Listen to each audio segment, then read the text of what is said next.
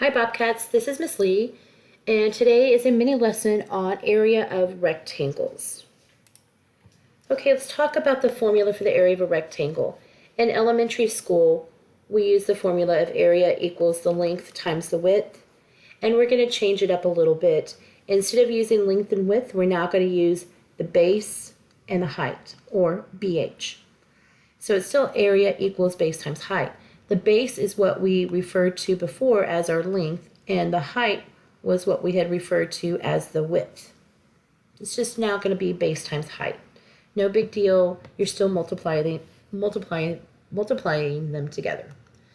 Okay, practice problem 1. A rectangular tabletop has a base of 6 feet, a height of 3 3/4 feet. What is the area of the tabletop? Okay, it's just a standard. Let's find the area. What information are we given? We're given that there's a base of 6 feet and a height of 3 3/4.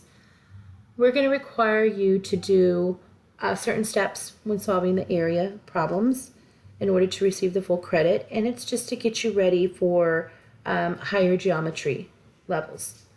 Okay, first thing you're going to do is you're going to write down the formula. We're going to be working with 4 different shapes, and if you use the wrong formula, you will not get the right answer. So formula is super, super important, which is why we want you to write it down. So the formula for the rectangular tabletop is going to be area equals base times height.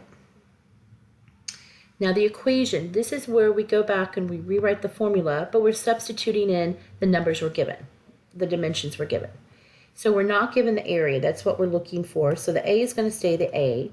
The base, they tell us, is 6, and the height is 3 3/4.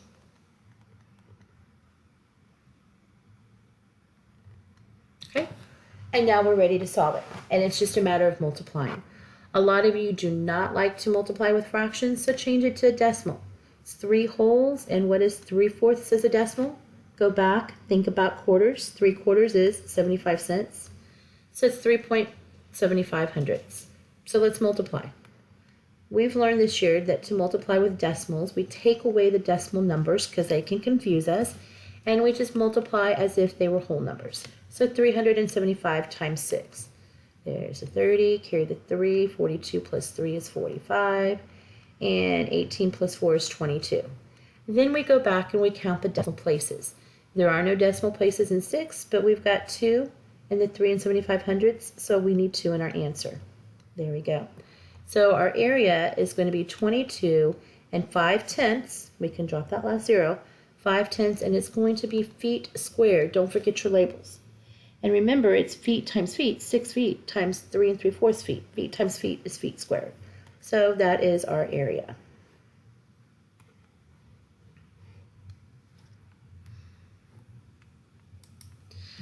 Practice problem number 2. A rectangle has a base of 32 units and an area of 480 square units.